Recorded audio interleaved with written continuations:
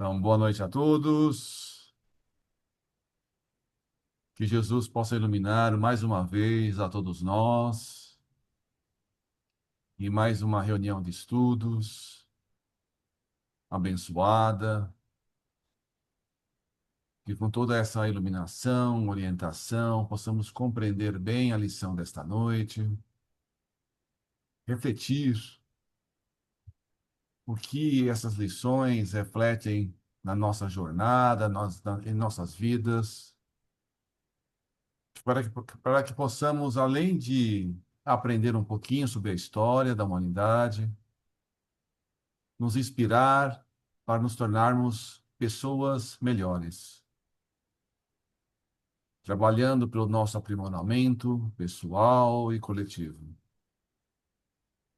entendendo que cada um de nós e toda a comunidade, toda a humanidade está em ritmo de evolução e cada um no seu passo, com a sua determinação,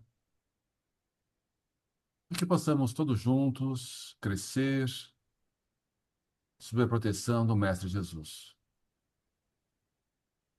Muito obrigado, Senhor, por mais um dia, por mais uma noite, e graças ao bom Deus.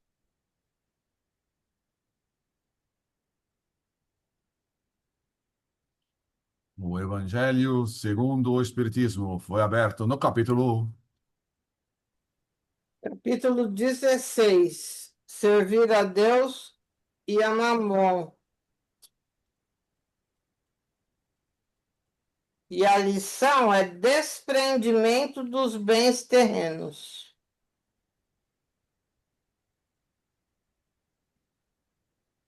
Muito bem. Então, continuando o capítulo que é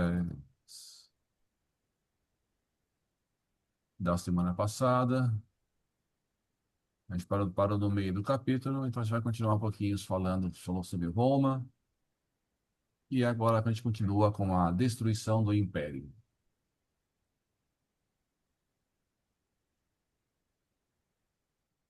a, a destruição do império. A fraqueza e a impenitência dos homens não lhes deixou compreender que o cristianismo fora chamado à tarefa do governo tão somente para educar o sentimento dos governantes, preparando-os para levar o esclarecimento e a fraternidade aos outros povos da terra, então considerados bárbaros pela cultura do império.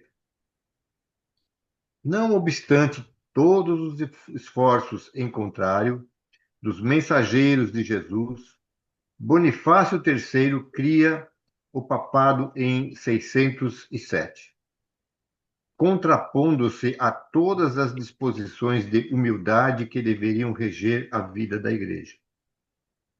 As forças do mal, aliadas à incúria e à vaidade dos homens, haviam obtido um triunfo relativo e transitório. Os gênios do espaço, todavia, a claridade soberana da misericórdia do Senhor reúne-se no infinito, adotando providências novas concernentes ao progresso dos homens. Todos os recursos haviam sido prodigalizados a Roma, a fim de que as suas expressões políticas e intelectuais se estendessem pelo orbe, abrangendo todas as gentes no mesmo amplexo de amor e de unidade. Sua alma coletiva. Cadê? Perdi aqui. No entanto, havia deturpado todas as possibilidades sagradas de edificação e regenerado todos os grandes ensinamentos. Advertências penosas não lhes faltaram do alto, como nos acontecimentos inesquecíveis e dolorosos do Vesúvio, nas cidades de Campânia, séculos de luta e de ensinamentos se haviam escoado, sem que a alma do império se compenetrasse dos seus deveres necessários. É então que Jesus determina a transformação do império organizado e poderoso.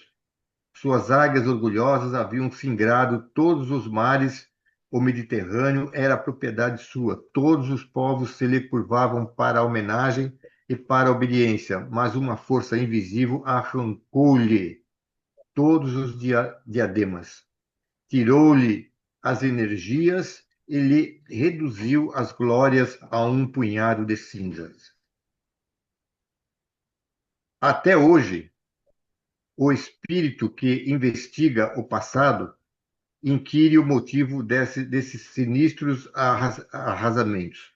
Mas a verdade é que todos os fundamentos da terra residem em Jesus Cristo.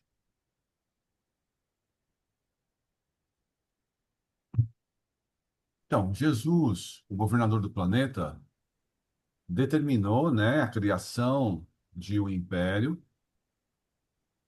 para facilitar a disseminação da cultura, da arte e da boa nova, do que Jesus trouxe para nós.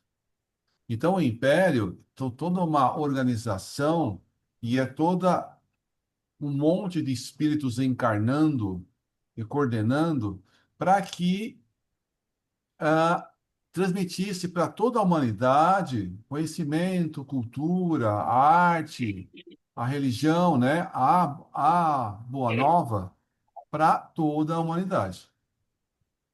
O pessoal do Império, né, como os judeus chama o não-judeu de gentios, o pessoal do Império chama quem não participa do Império de bárbaros.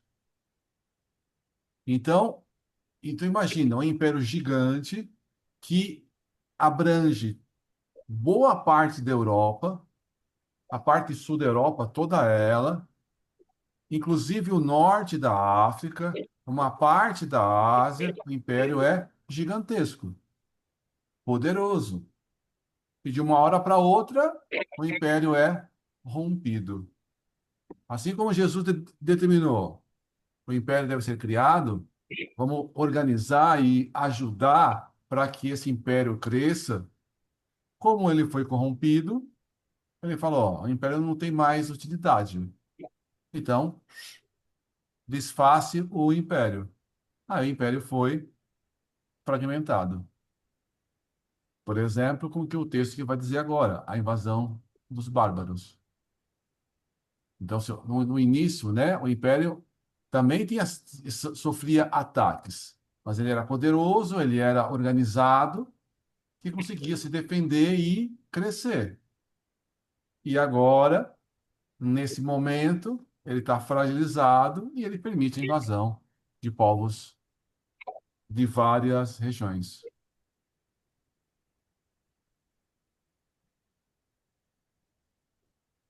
A invasão dos bárbaros.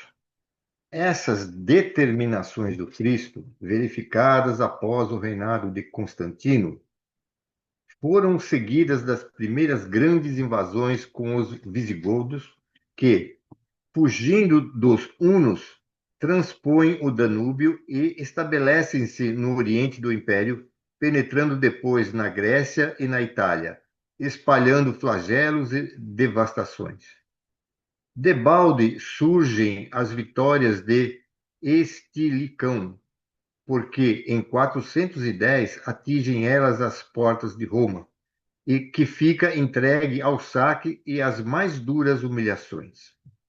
Em 405 é Radagásio, que parte à frente de 200.000 soldados em demanda da cidade imperial, sendo vencido, porém roubando as mais fortes economias romanas. As provas expiatórias do império prosseguem numa avalanche de dores amargas. Aparecem as correntes bárbaras dos alanos, dos vândalos, dos suevos, dos burgúndios. Em 450, os hunos, comandados por Átila, atacam as Gálias, perseguindo populações pacíficas e indefesas. A unidade imperial perde a sua tradição para sempre. Com as suas vitórias, funda Clovis a monarquia dos francos. Os bretões, oprimidos pela invasão e privados do auxílio dos exércitos romanos, apelam para os saxônios, que povoam o sul da Jutlândia, organizando-se posteriormente a heptarquia anglo-saxônica. O que Roma deveria fazer com a educação e o amparo perseverantes, aqueles povos rudes e fortes vinham reclamar por si mesmos. A grande cidade dos Césares poderia ter evitado a catástrofe do desmembramento se elevasse a sua cultura a todos os corações, em vez de haver estacionado tantos séculos à mesa farta dos prazeres e das continuadas libações.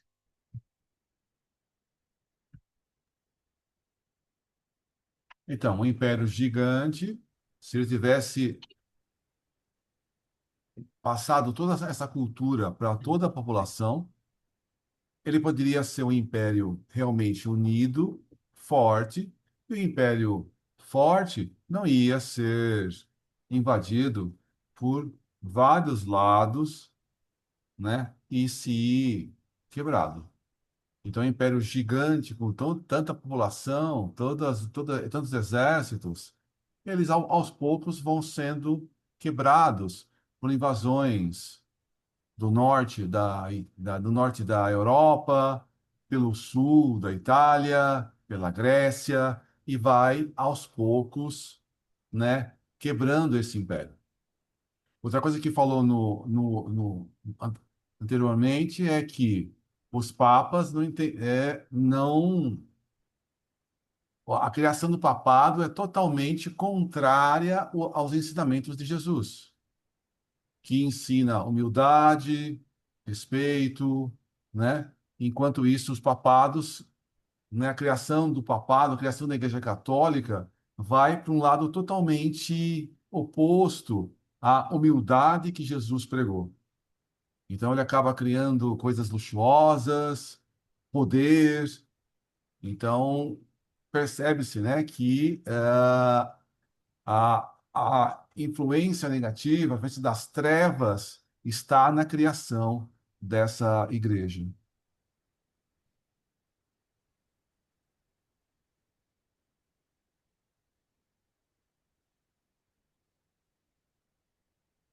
Razões da Idade Média.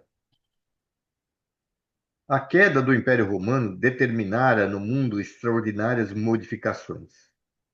Muitas almas heróicas e valorosas que se haviam purificado nas lutas depuradoras, não obstante o ambiente pantanoso dos vícios e das paixões desenfreadas, ascenderam definitivamente a planos espirituais mais elevados, apenas voltando às atmosferas do planeta para o cumprimento de enobrecedoras e santificantes missões.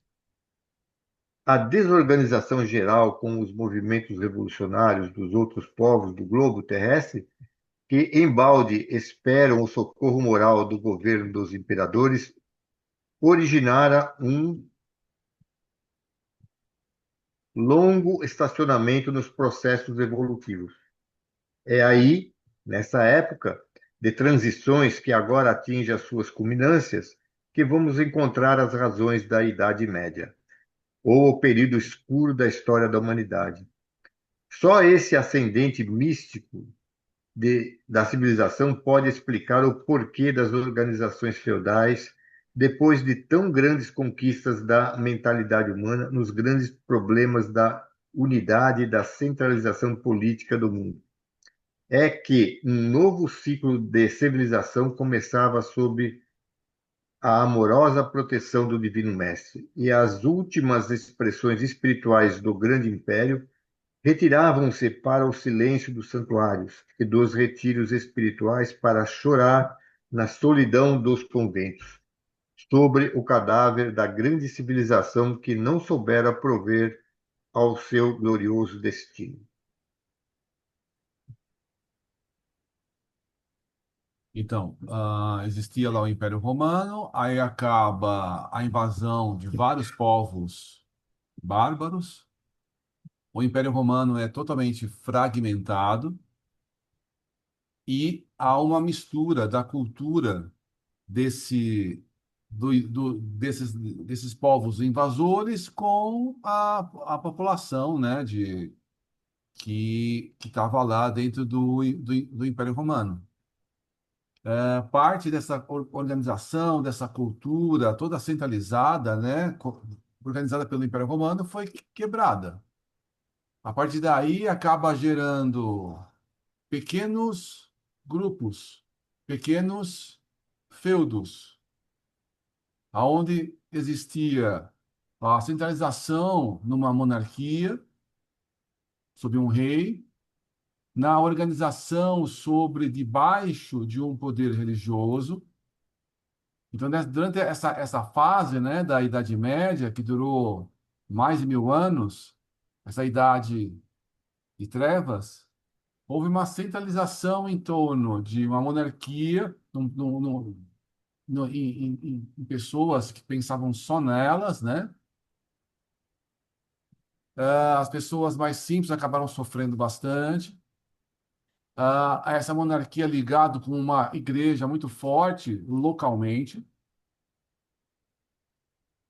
e as barbaridades que aconteciam dentro desses feudos, dentro desses pequenos grupos. E realmente foi uma idade de trevas.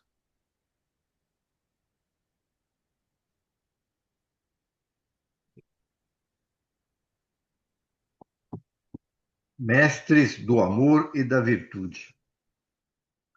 Almas sublimadas e corajosas reencarnam então sobre a égide de Jesus e para a grande tarefa de orientar as forças políticas da Igreja Romana, agora organizada à maneira das construções efêmeras do mundo. O papado era a obra do orgulho e da iniquidade, mas o Cristo não desampara os mais infelizes e os mais desgraçados. E foi assim que surgiram no seio mesmo da igreja alguns mestres do amor e da virtude, ensinando o caminho claro da evolução dos povos invasores, trazendo-os ao pensamento cristão e destinando-os aos tempos luminosos do porvir.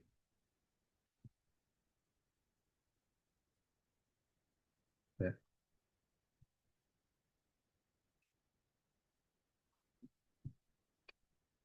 Seu microfone está fechado, Lourenço. Então, como eu estava dizendo, obrigado. É, Jesus está no comando de tudo. Então, apesar dos problemas, das dificuldades, dessa região, desse tempo de trevas, Jesus vai mandando enviados que reencarnam, mesmo no meio da igreja. Esses enviados são mandados constantemente para ajudar a população, principalmente a população mais simples.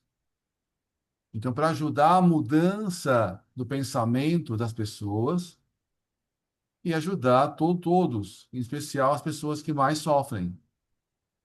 Isso vai acontecer ao longo dessa Idade Média.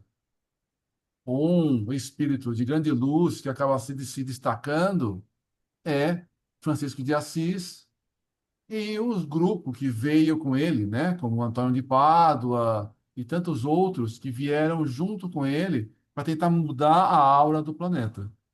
Mas isso aconteceu não só na época de Francisco de Assis, aconteceu ao longo da evolução, para ajudar, né? Então, Jesus não deixou desamparado a gente. Ele foi mandando os enviados para ensinar, para combater, para mudar a aura do planeta.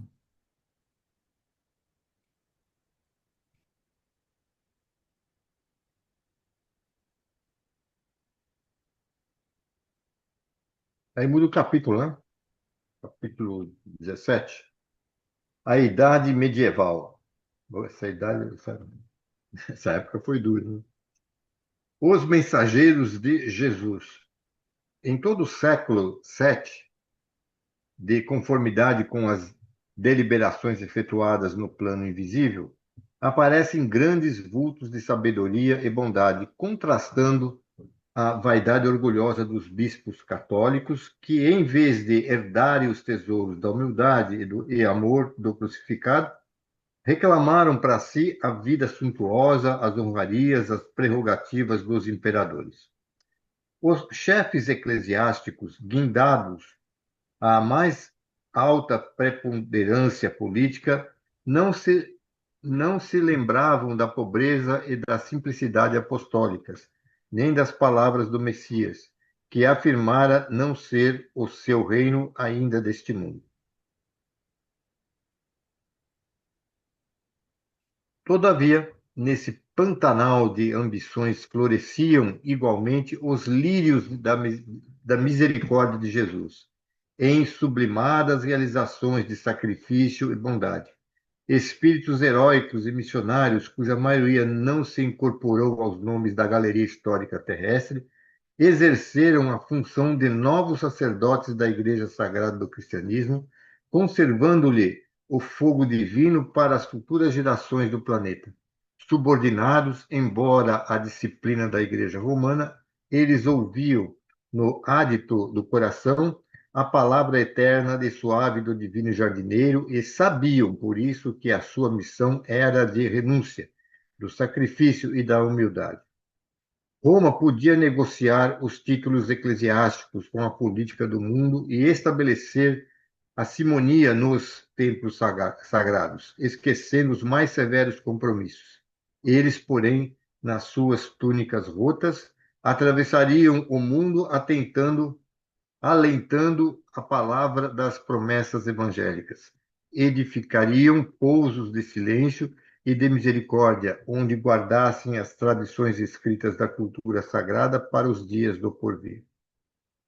Desses exércitos de abnegados que se organizaram com Jesus e por Jesus no seio da igreja, somos levados a destacar os missionários beneditinos, cujo esforço amoroso e paciente conduziu grande número de coletividades dos povos considerados bárbaros, principalmente os germanos, para o seio generoso das ideias do cristianismo. Então, ao longo dessa jornada, né, Jesus foi enviando missionários que trabalharam em todas as regiões para ajudar essa população. Ele dá o exemplo, né, dos beneditinos, né, mas existiram vários outros grupos ao longo de toda a comunidade, na Europa, na Ásia, e aonde se precisava dessas pessoas. Então, eles foram fazendo, às vezes ajudando comunidades locais, povos pequenos, mas eram os missionários ajudando dentro desse grupo. Alguns deles ficaram registrados historicamente. Outros se perderam o registro na história do trabalho deles. Mas o importante é que no mundo espiritual isso está registrado. E as pessoas que receberam essa ajuda realmente, né, marcaram na mudança, né, das dificuldades, de enfrentar as dificuldades que nesse período todos sofreram.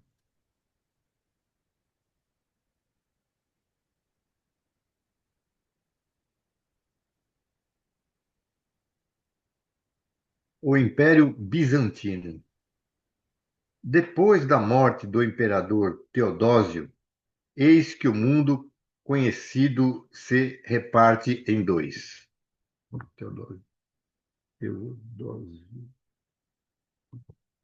Em dois impérios, o do Ocidente e do Oriente, dividido entre os seus dois filhos, Honório e Arcádio.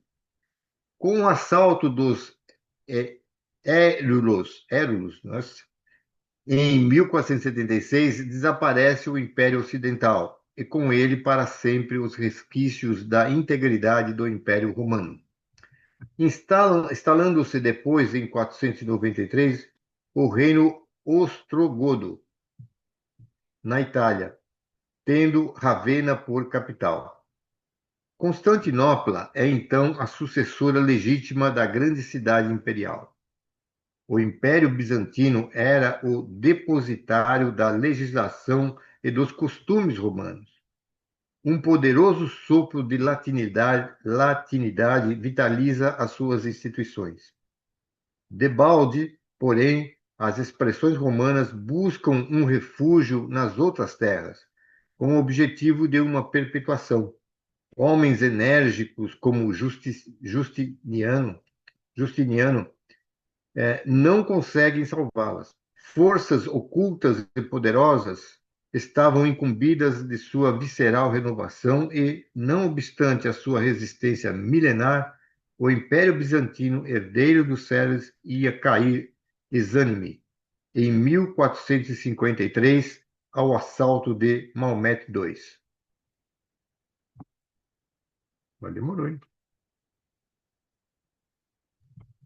Então, aí tá relatando mais, né, a quebra do Império Romano, né? Então, tá relatando que o Império Romano foi dividido em dois, né? O Império do Ocidente e o Império do Oriente, né?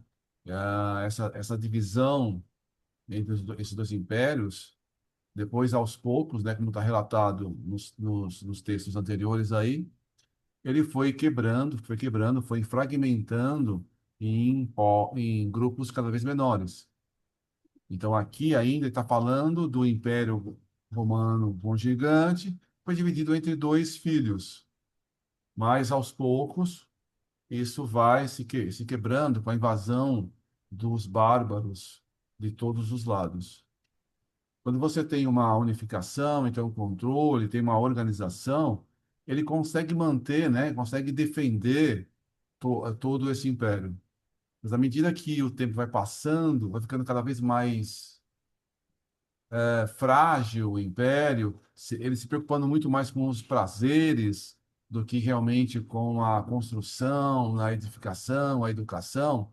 Aí ele ficou frágil e foi caindo praticamente sozinho.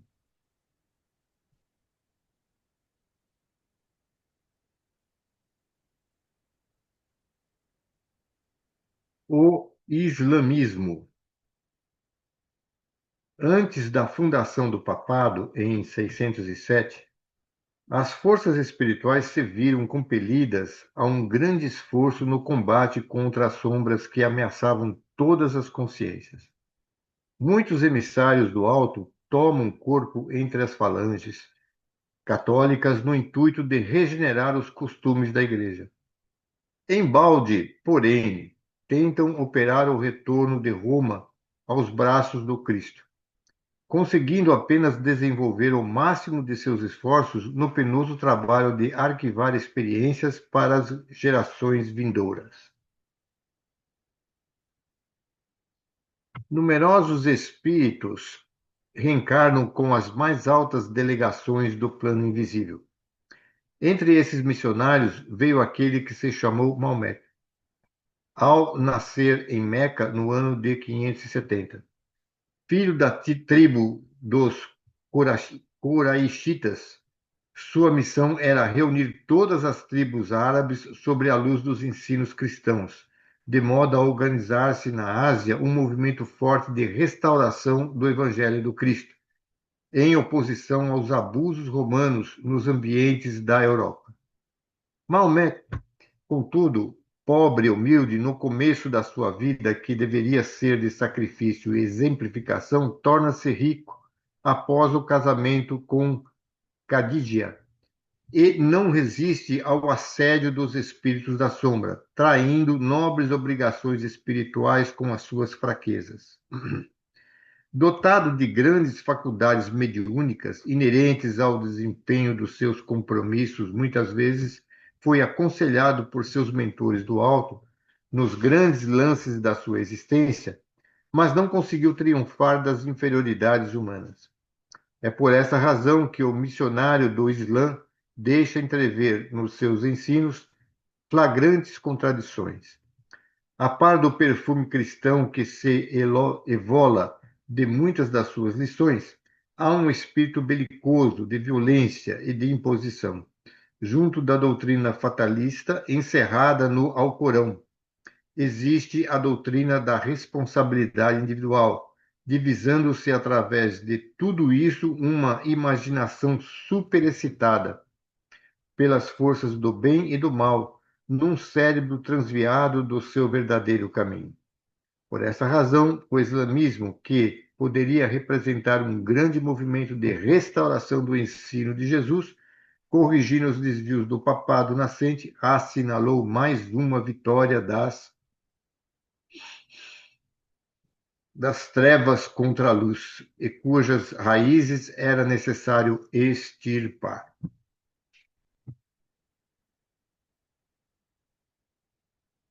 Então, as pessoas, né, Jesus acaba enviando missionários para toda a humanidade e Maomé é um dos enviados. Acontece que, quando a pessoa reencarna, isso não garante que a pessoa vai conseguir cumprir,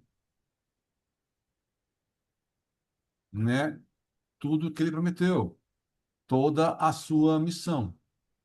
Então, teve grandes missionários que conseguiram cumprir a sua missão, e Maomé foi uma das pessoas que acabou é, desvirtuando a missão. Ele veio pobre, né? Aí ele se casa com uma mulher rica e essa riqueza acaba corrompendo as ideias. Então ele acaba fazendo, né, o Alcorão com ideias boas, vindas da intuição dos emissários do Cristo, e com ideias violentas. Então ele acaba misturando ideias contrárias. Todos nós temos nosso livre-arbítrio. Então ele veio com uma missão, mas o livre-arbítrio dele fez com que ele acabasse perdendo o rumo. Aconteceu isso só com Maomé? Não, aconteceu com outras pessoas. O pessoal fala que também, eu não sei exatamente qual a missão de Napoleão, mas Napoleão também tinha uma missão diferente do que ele desempenhou. Então, e várias outras pessoas que se comprometeram a fazer uma coisa e quando chega encarnado acaba desviando. A mesma coisa somos nós. A gente tem que pensar, o que que a gente prometeu antes de vir para cá? O que que a gente falou? Qual a missão nossa? A missão de cada um de nós pode ser uma missão mais simples, de uma abrangência menor, não de mover e transformar toda a humanidade. Pode ser só de transformar a nossa vida, de ajudar o nosso próximo, nossos parentes, nosso grupo. Agora, do que a gente prometeu, a gente está cumprindo boa parte do que a gente prometeu? Ou a gente está como Maomé, veio para fazer uma coisa e está fazendo outra?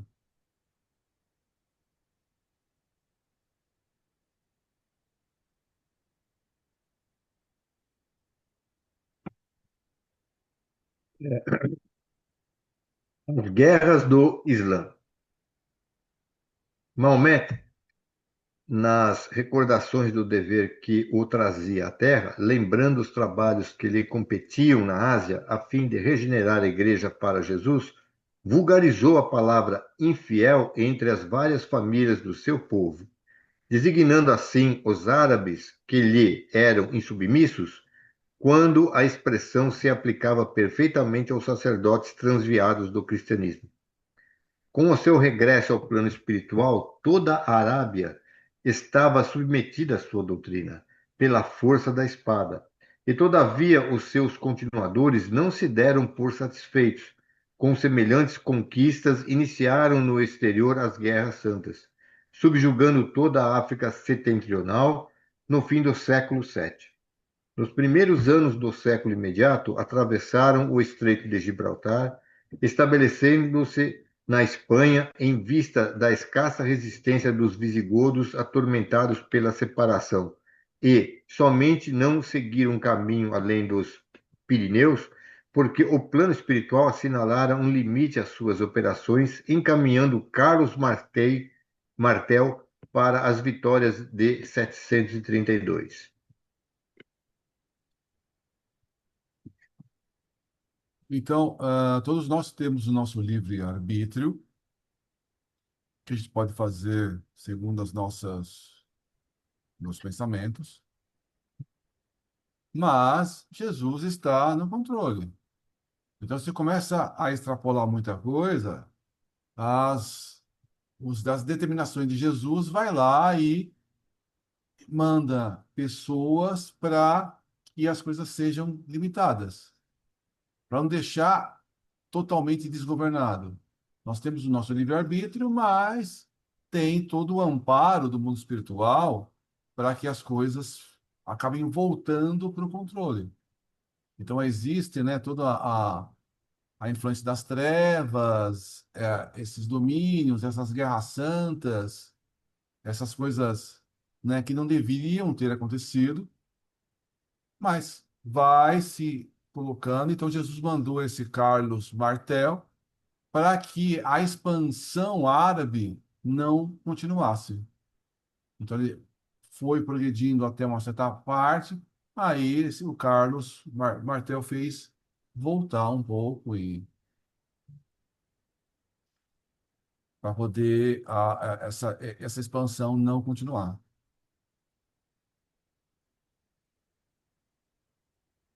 Carlos Magno.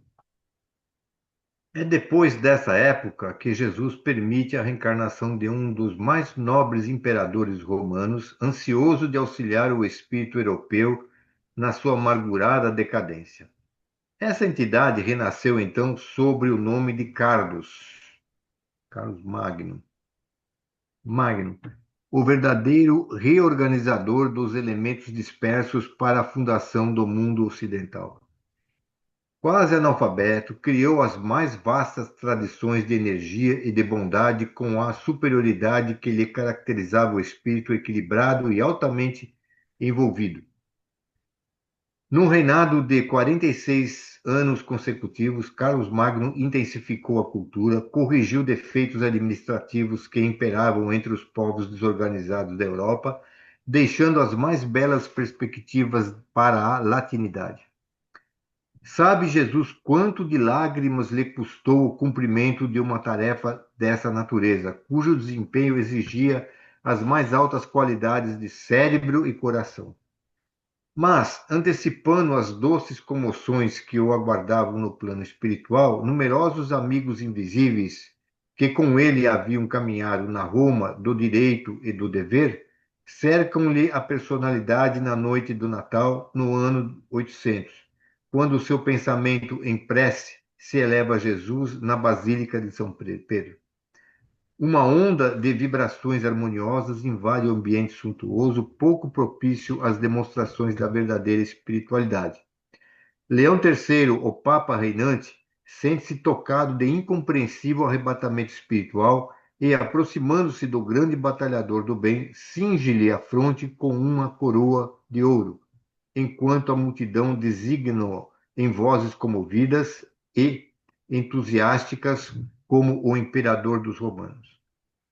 Carlos Magno sente que aquela cidade era também dele. Parece-lhe voltar ao passado longínquo, contemplando a Roma do pretérito, cheia de dignidade e de virtude. Seu coração derrama lágrimas como Jeremias sobre a Jerusalém das suas dores, agradecendo a Jesus os favores divinos. Decorrido alguns anos sobre esse acontecimento, o grande imperador busca de novo as claridades do além, para reconhecer que o seu esforço caía sobre as almas, qual uma bênção, mas o império por ele organizado teria escassa duração.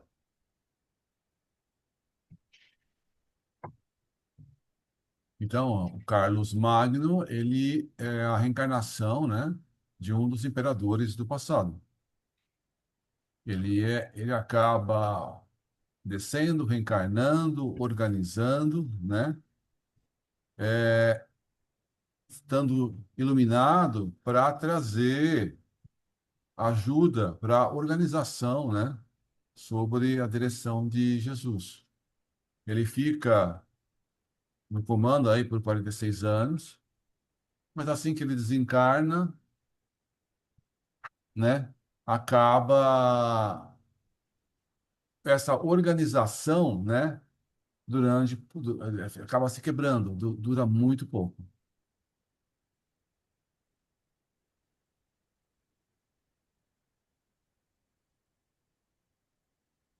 O feudalismo. Depois das nobres conquistas atenienses em matéria de política administrativa, depois das grandes jornadas do direito romano à face do mundo, custa-se a entender o porquê do feudalismo que se estendeu pela Europa desde o século VII até o século XII, figurando-se ao estudioso da história como um retrocesso de toda a civilização. Toda a unidade política desaparece nesses tempos de lúcidas lembranças para a humanidade. A propriedade individual jamais alcançou tamanha importância e nunca a servidão moral ganhou tão forte impulso. Com semelhante regime, as lutas fratricidas tiveram campo largo no território europeu, disputando-se uma hegemonia que jamais chegava na equação dos movimentos bélicos. Somente as poucas qualidades cristãs da Igreja Católica conseguiram atenuar o caráter nefasto dessa situação, instituindo-se as chamadas tréguas de Deus, obrigando os guerreiros ao repouso em determinados dias da semana, com o objetivo de comemorar as passagens da vida de Jesus Cristo e defendendo-se a paz com a periódica cessação das hostilidades.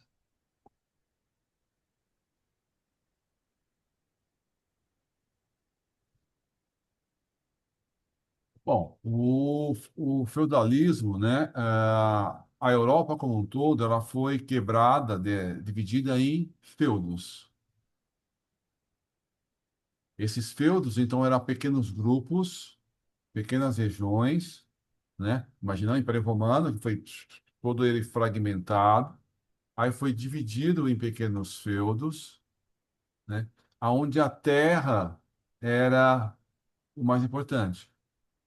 Dentro de um feudo existia uma pequena organização política que acabou indo para monarquia, tendo um rei.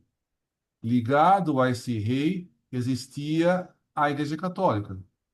E dependendo da organização, da moral das pessoas da Igreja Católica, então devia ter problemas maiores ou menores. Se existiam pessoas mais nobres dentro dessa igreja, as coisas eram mais atenuadas, uma vez que a Igreja Católica estava bem ligada ao poder do rei, a essas pessoas mais, né, se consideravam pessoas nobres. Então, e existiam também uma organização muito forte em termos da parte de exércitos. Então, tem até uma regrinha dentro do feudalismo que você tem lá o senhor da terra, o filho mais velho do senhor do dono da terra era o herdeiro daquela terra. O segundo filho ia para... Bom, eu não lembro agora, mas digamos assim, o segundo filho ia para a igreja. E o terceiro filho ia ser soldado. Independente da Era, vocação. era o Oi? primeiro filho do herdeiro, o segundo servia o exército e o terceiro servia a igreja. Então, o contrário. Então, o É, primeiro filho era o herdeiro, o segundo o exército e o terceiro a igreja. Então, imagina, o terceiro filho ia servir a igreja, independente da vocação dele. Independente se ele tinha uma vocação para ajudar as pessoas, não, ele estava destinado a seguir a igreja. Então, isso acaba gerando problemas, né? E, uma- e, e assim vai, né? Então, tem todas algumas regras, algumas barbaridades que acontecem nessa época que, apesar de ter um rei, né? Que teoricamente o rei está mandando dentro de um certo território, o senhor feudal tinha todo o poder. Esse senhor feudal tratava as pessoas como escravos, não respeitava nenhum direito humano das pessoas.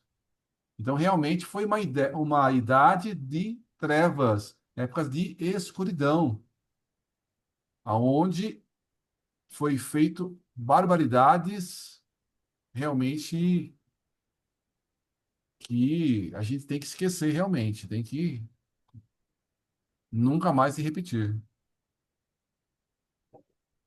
Não, a gente tem que sempre lembrar, para nunca acontecer novamente, porque o que se esquece repete. Não pode. É como a Segunda Guerra Mundial. A gente está sempre tendo que lembrar, para nunca mais acontecer de novo. Isso. Razões do feudalismo. Esse regime, todavia, é facilmente explicável. A missão de Carlos Magno houvera sido organizada pelo Plano Invisível como uma das mais vastas tentativas de reorganização do Império do Ocidente. Mas, observando-se a inutilidade do tentame, em virtude do endurecimento da maioria dos corações, as autoridades espirituais, sob a égide do Cristo, renovaram os processos educativos do mundo europeu. Então, no início da civilização atual, chamando todos os homens para a vida do campo, a fim de aprenderem melhor no trato da terra e do contato da natureza. Só o feudalismo podia realizar esta obra em suas normas, embora grosseiras. Foram aproveitadas na escola penosa das aquisições espirituais, onde a reflexão e a sensibilidade iam surgir para a construção do edifício milenar da civilização do Ocidente.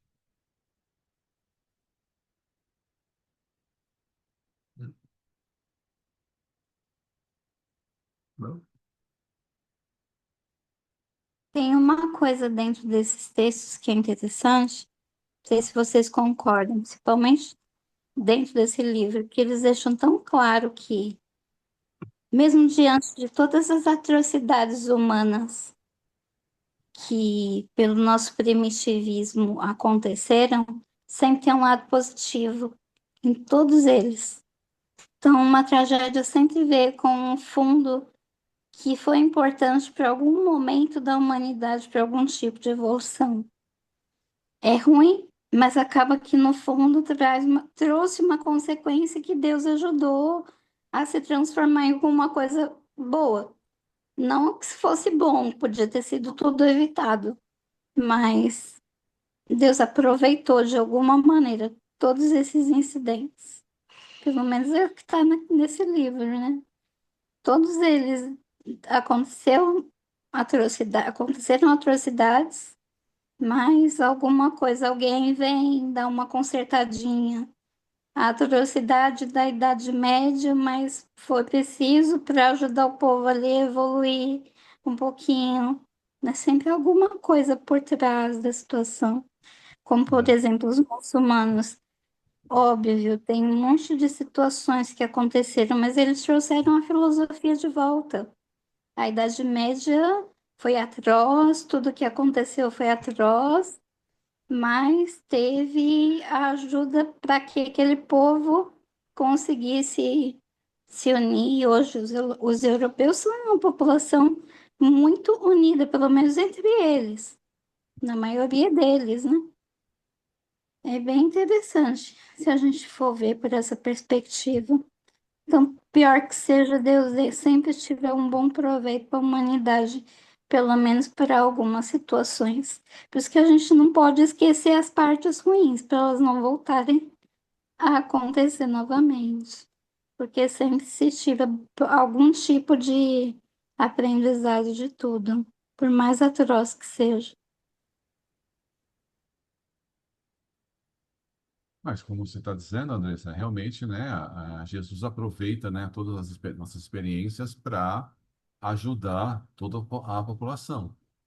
Então, essa vinculação das pessoas junto à natureza, né, da terra, de plantar. Então, o feudalismo ficou um momento da história onde você estava ligado muito à agricultura, muito à produção de alimentos, muito da uma coisa mais simples, mais regional. Então, isso também faz a gente refletir e acaba vivendo, né?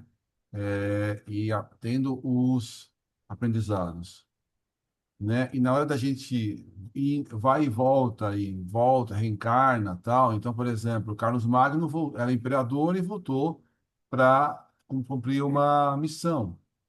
Nesses nesses muitos anos da Idade Média, muitos anos do feudalismo, a gente também passou por várias encarnações.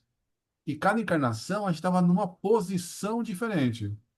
Então, se em uma a gente for senhor feudal e a gente exerceu de maneira inadequada, né, o poder, a gente volta numa seguinte como uma pessoa que vai servir para ver para passar pelo outro lado.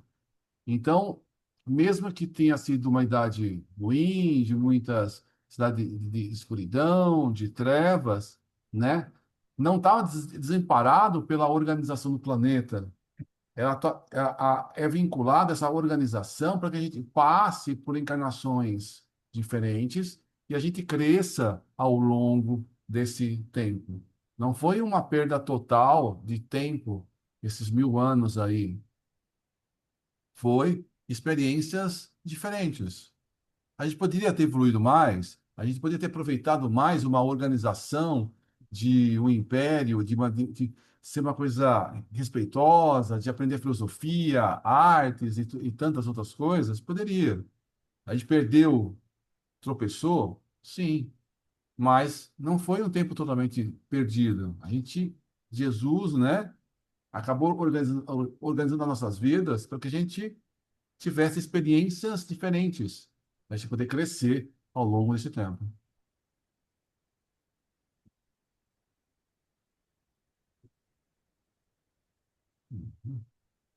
É o capítulo agora 18. Os abusos do poder religioso.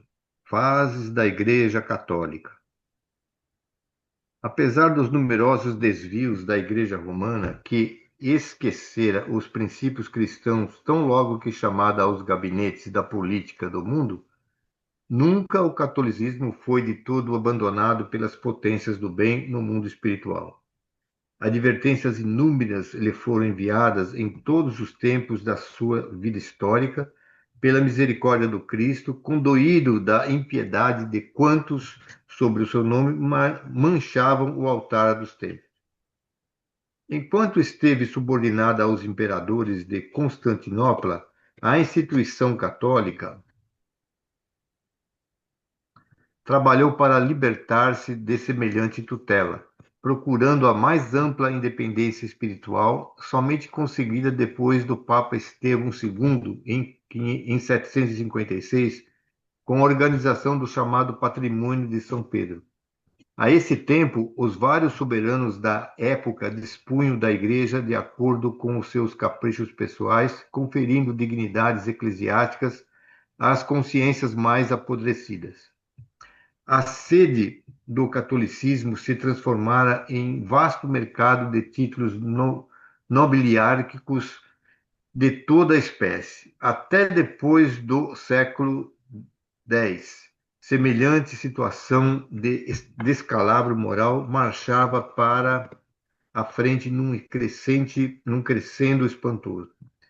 Os apóstolos do Divino Mestre, nas claridades do infinito, deploram semelhantes espetáculos de indigência espiritual e promovem a reencarnação de numerosos auxiliares da tarefa remissora, nas hostes da regra de São Bento. Esses missionários da verdade e do bem operam a restauração do mosteiro de Cluny, de onde sairiam pensamentos novos e energias regeneradoras. Então, apesar de tanta coisa errada, né, a gente tem sempre que ver a ajuda de Jesus mandando emissários para colocar o planeta no eixo. Então, essa reencarnação de numerosos auxiliares acabam isso acontecendo o tempo todo, né? E com toda essa reencarnação ajuda, né, a população, ajuda no crescimento, mesmo os seres trevosos trabalhando contra a evolução do planeta. Mas os emissários de Jesus estão trabalhando fortemente para o planeta crescer, evoluir e tal. Então, isso acontece, essa reencarnação em vários pontos do globo, né? Então, sobre essas hostes da regra de São Bento, é um dos grupos, um dos grupamentos.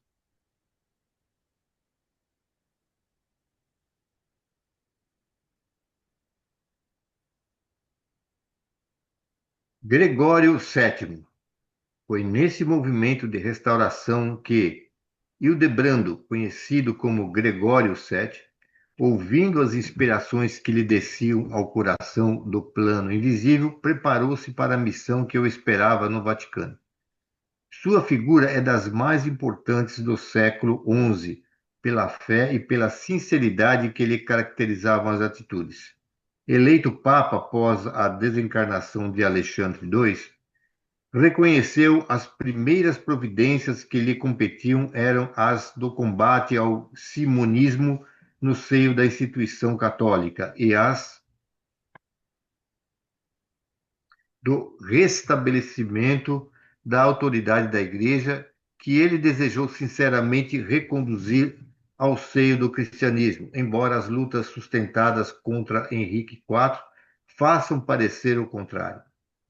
Convocando um concílio em Roma no ano de 1074, procurou reprimir a enormidade de tantos abusos referentes ao mercado dos sacramentos e às horas e às honras eclesiásticas. Felipe I e Henrique IV prometem amparo e auxílio às decisões do pontífice, no sentido de regenerar a organização da Igreja.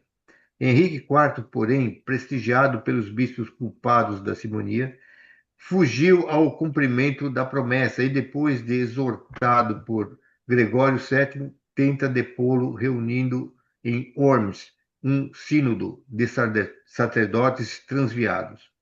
O Papa excomunga o príncipe rebelado, ocorrendo então os célebres acontecimentos de Canossa. A luta ainda não havia terminado quando Gregório VII se desprende do mundo em 1085, deixando, porém, o caminho preparado para a Concordata de Worms, que se realizaria em 1122 com Henrique V, com a independência da Igreja e a regeneração aproximada de sua disciplina. Complicado, né? Então, tem aí a igreja, né, como está dizendo, ela tem um poder político nas mãos e ela fica deparando, né, disputando esse poder político com os dirigentes, com os reis de vários grupamentos. Esses papas, eles são eleitos entre os bispos, entre as pessoas de certo poder. Dentro da história, tem papas melhores. No caso, ele está dizendo aí que esse papa, né, foi um papa que tentou colocar a igreja no caminho correto, tentou organizar a igreja de maneira independente de outros lugares, mas houve sempre essa disputa com outras pessoas, né? Então, aqui está dizendo que esse Gregório VII e o Henrique IV, né? No início estavam se ajudando, né? Ao trabalho, mas o Henrique acaba mudando de posição, né? E acaba contrariando, indo contra o próprio Gregório, né, sétimo.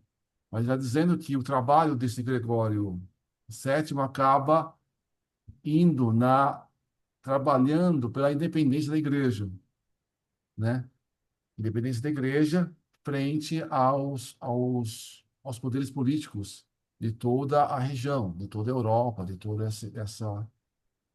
esse grupo aí.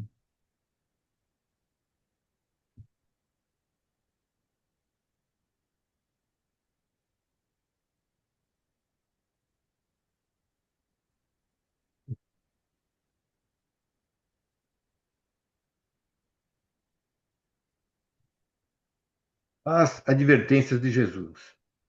Instalada nas suas imensas riquezas e dispondo de todo o poder e autoridade, a Igreja poucas vezes compreendeu a tarefa de amor que competia à sua missão educativa. Habituada a mandar sem restrições, muitas vezes recebeu as advertências de Jesus à conta de heresias condenáveis que era preciso combater e profligar.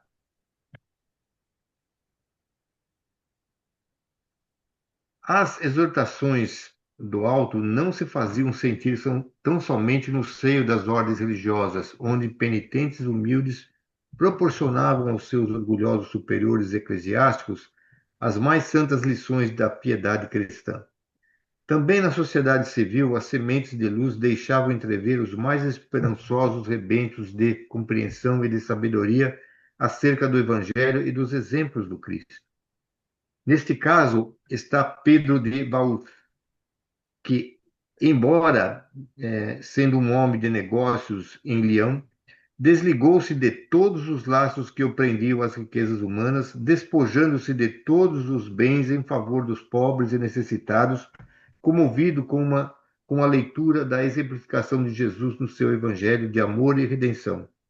Esse homem extraordinário, a quem fora cometida a missão de instrumento da vontade do Senhor, mandou traduzir os livros sagrados para a leitura pública e junto de outros companheiros que passaram à história com o nome de valdenses. Iniciou amplo movimento de pregações evangélicas à maneira dos tempos apostólicos. Os pobres de Leão foram excomungados primeiramente pelo arcebispo da cidade e mais tarde, em 1185, pelo pontífice do Vaticano. A Igreja não poderia tolerar outra doutrina que não a sua, feita de orgulho e mal disfarçada ambição. Qualquer lembrança verdadeira e sincera do seu divino fundador era tomada como heresia abominável e suscetível das mais severas punições. A verdade, porém, é que seus valdenses foram caluniados pelas forças católicas, suas pregações e apelos nunca mais desapareceram do mundo desde o século XI, porque com vários nomes as suas organizações subsistiram na Europa até a Reforma, não obstante os guantes de ferro da Inquisição.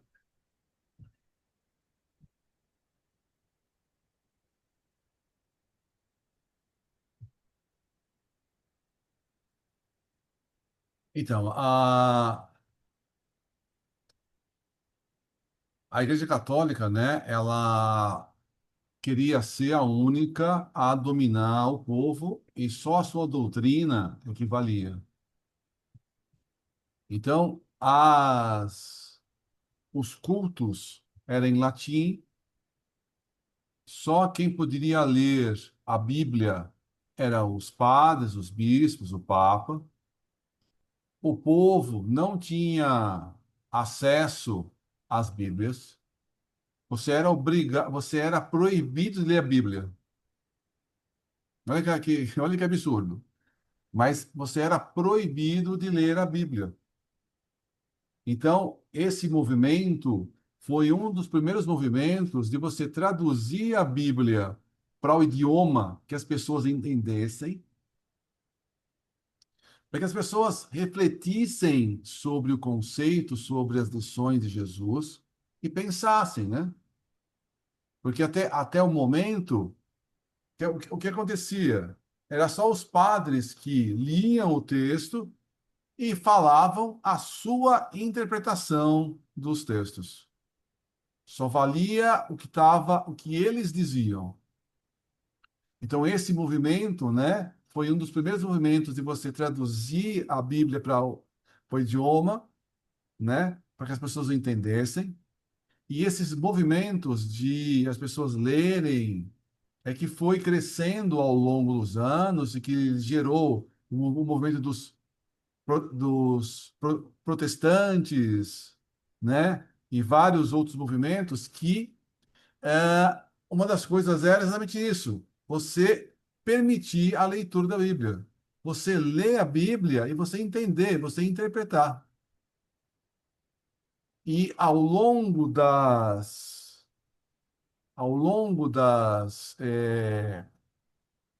dos anos, dependendo do país, um país era um pouquinho mais avançado, um pouquinho menos avançado. A minha avó disse que ela estava no Brasil e ela foi viajar para a Itália. Isso aconteceu em 69, né? Por volta desse ano aí. Segundo ela, né? Ela no Brasil, ela lia a Bíblia. E os parentes dela na Itália, nessa época, ainda achavam que era uma heresia ler a Bíblia. Aquela lia, ela tinha a Bíblia na mão, ela lia, ela fazia tudo mais, né? Não sei se a Igreja Católica aqui no Brasil, como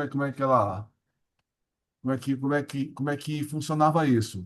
Mas lá na Itália mais tradicional, segundo ela, não era permitido. As pessoas lá, as irmãs dela, por exemplo, não podiam ou não queriam, não sei, ler a Bíblia, né, porque a igreja preferia que ela mesma lesse, né? Mesmo os cultos, né, Não Roberto? podia mesmo, Os não cultos podia. aqui no Brasil era em latim quando você era pequenininho?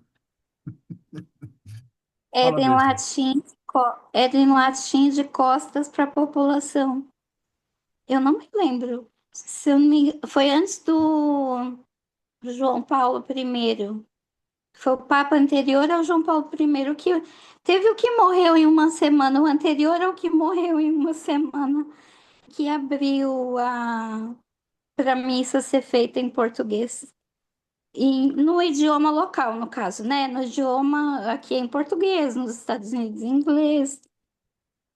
Antes era proibido mesmo. E aí, Roberto, já assistiu alguma missa em latim? Tá. O meu nono falava em latim. E ele rezava em latim também. Só que ele não falava português. Nada de português, mas latim e italiano era com ele mesmo. Mas eu assisti as missas, parte das missas era feita em latim também. Só que eu nunca entendi nada. Mas estava lá, né?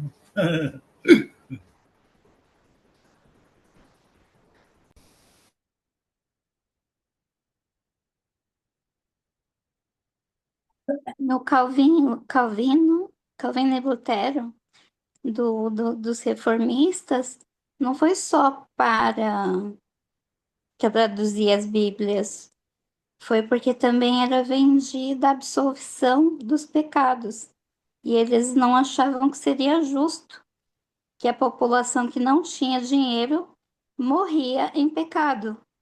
A briga era essa, não era para traduzir a Bíblia, no caso dos protestantes, mas porque eles não se eles falavam como que uma criança ou um idoso que sempre foi correto no seu proceder vai morrer sem absolvição porque não pode pagar pela absolvição.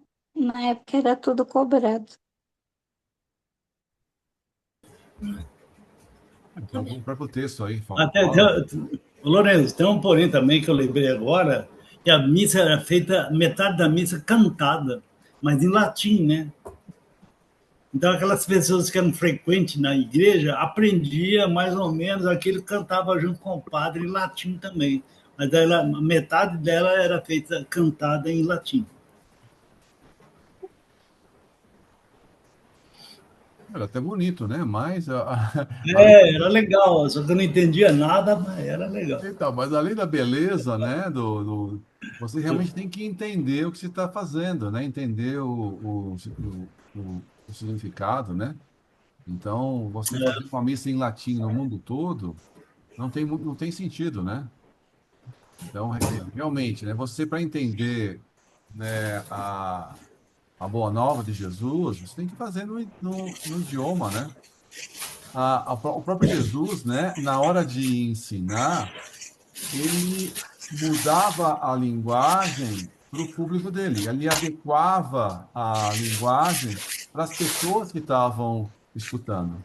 Então, quando ele estava falando para a população como um todo, ele usava as parábolas para que o pessoal gravasse as histórias e entendesse parte, pelo menos, dos conceitos.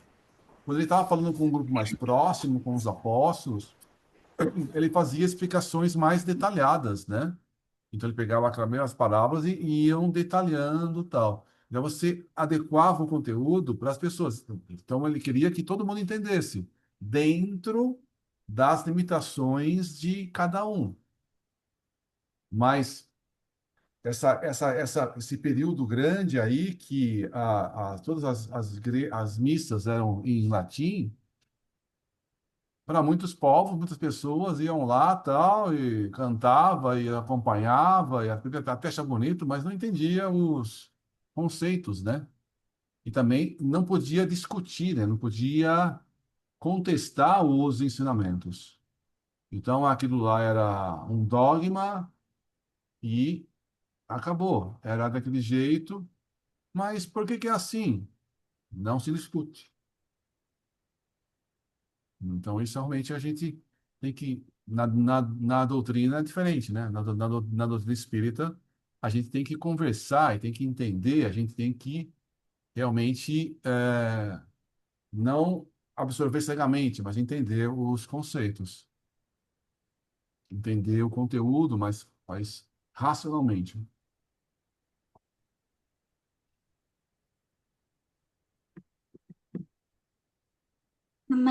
A manutenção do poder, ela se dá através de, ou pela força, ou pela imposição, seja de que maneira for.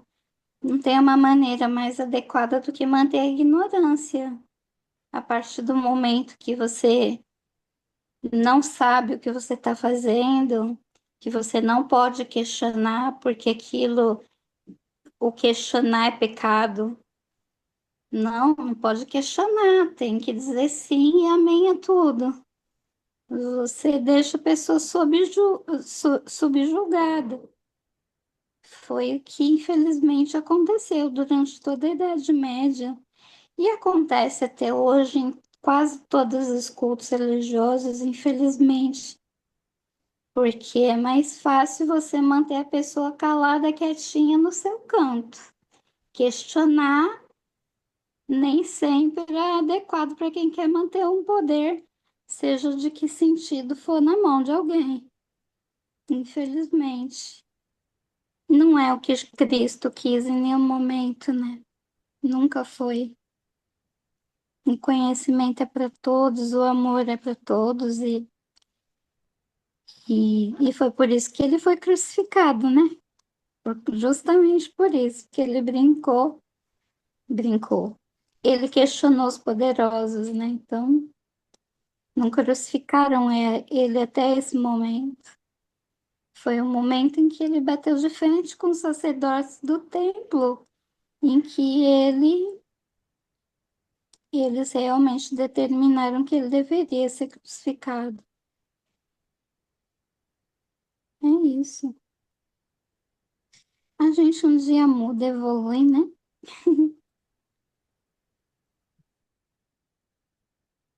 Muito bem, muito bem. Com todo esse calor aí que está todo mundo sentindo, quem gostaria de fazer a prece de encerramento?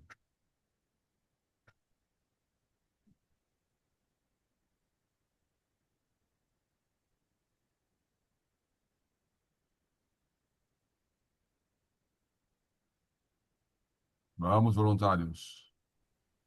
Vou ter que escolher um voluntário, é isso? Então vamos lá.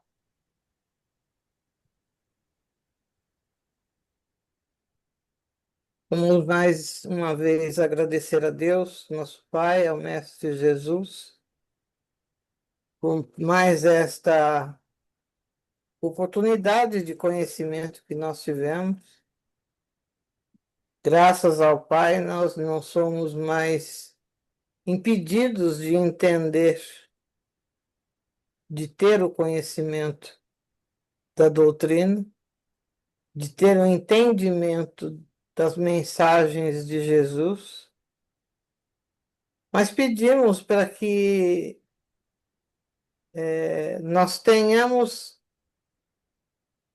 a vontade de exemplificar essas mensagens. Porque não adianta nada, a gente recebe o conhecimento e guarda na memória.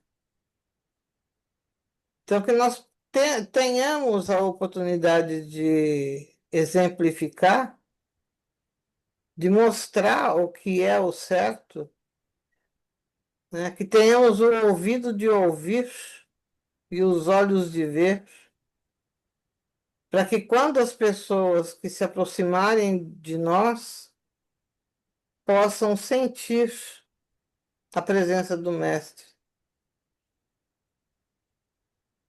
que nós possamos saber explicar quando alguém tiver alguma dúvida, porque nós ganhamos conhecimento e quem vem buscar o conhecimento, a gente tem que ter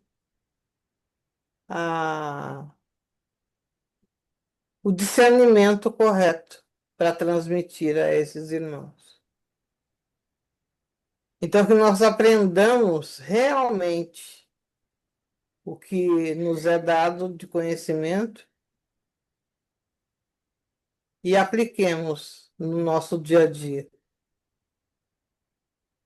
E com isso nós dizemos, Pai nosso que estais nos céus, santificado seja o vosso nome. Venha a nós o vosso reino, que seja feita a vossa vontade, assim na terra como nos céus. Pão nosso de cada dia nos dai hoje. Perdoai as nossas dívidas, assim como nós perdoamos os nossos devedores. E não nos deixeis cairmos em tentação, mas livra-nos, Senhor, de todos os males. Que assim seja, e graças a Deus.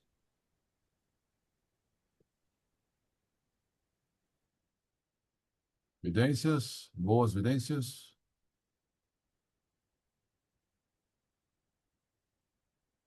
E a outra? Mas diz que não tem. Não, não. Ô, Lourenço, eu vi do começo ao fim uma luz prateada com um leve tom amarelado, né? E isso ela percorria os cantos, todos os cantos, né, que existiu, ela percorreu. Então ela sempre manteve essas cores mantidas durante o período. Maior aqui e menor fora daqui, né? Mas manteve. Pessoal. Muito bem. Boa noite a todos. Boa noite, obrigado. Boa noite, gente. Boa noite. Tchau, Carol. Carol. Tchau, Carol.